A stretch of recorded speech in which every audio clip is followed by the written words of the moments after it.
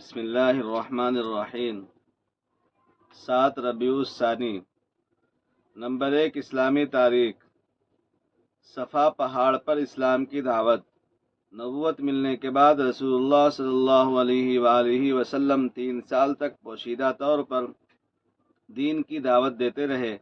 پھر اللہ تبارک و تعالیٰ کی طرف سے حضور اکرم صلی اللہ علیہ وسلم کو کھلا اسلام کی دعوت دینے کا حکم ہوا۔ اس کے بعد رسول اللہ صلی اللہ علیہ وسلم نے صفا پہاڑی پر چڑھ کر مکہ کے تمام خاندان والوں کو آواز دی۔ جب سب لوگ جمع ہو گئے تو آپ نے فرمایا، اے لوگوں، اگر میں تم سے یہ کہوں کہ اس پہاڑ کے پیچھے ایک لشکر آ رہا ہے جو عنقریب تم پر حملہ کرنے والا ہے، تو کیا تم اس بات کا یقین کرو گے؟ سب ایک زبان ہو کر بولے، کیوں نہیں، آپ تو صادق اور امین اور سچے ہیں۔ آپ نے فرمایا، لوگوں، ایک اللہ پر ایمان لاؤ اور بتوں کی عبادت کو چھوڑ دو۔ میں تم کو ایک سخت عذاب سے ڈرانے والا اور آگاہ کرنے والا آیا ہوں جو بالکل تمہارے سامنے ہے۔ یہ سن کر سبھی لوگ سخت ناراض ہو گئے۔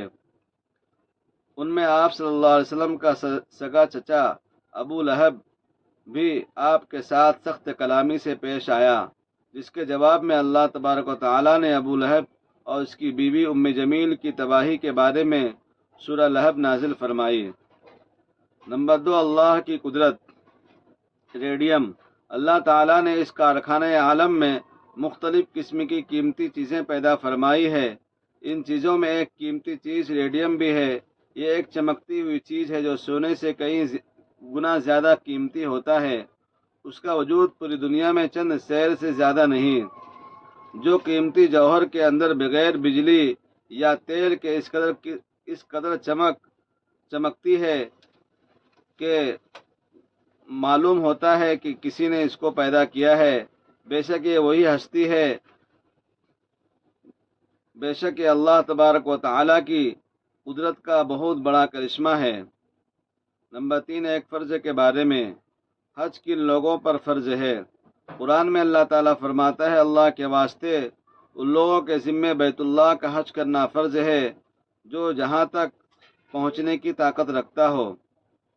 نمبر 4 ایک سنت کے بارے میں رسول اللہ صلی اللہ علیہ وسلم جب غسل جنابت فرماتے تو سب سے پہلے ہاتھ دھوتے، پھر سیدھے ہاتھ سے بائیں ہاتھ پر پانی ڈالتے، پھر استنجی کی جگہ دھوتے، پھر جس طرح نماز کے لیے وضو کیا جاتا ہے اسی طرح وضو کرتے، پھر پانی لے کر اپنی انگلیوں کے ذریعے سر کے بالوں کی جڑوں میں داخل کرتے، پھر 3 دفعہ دونوں ہاتھ بھر کر ایک کے بعد دیگرے سر پر پانی ڈالتے، پھر سارے بدن پر پانی بہاتے اور سب سے اخیر میں دونوں پاؤں دھوتے۔ نمبر 5 نرم مزاجی اختیار کرنا۔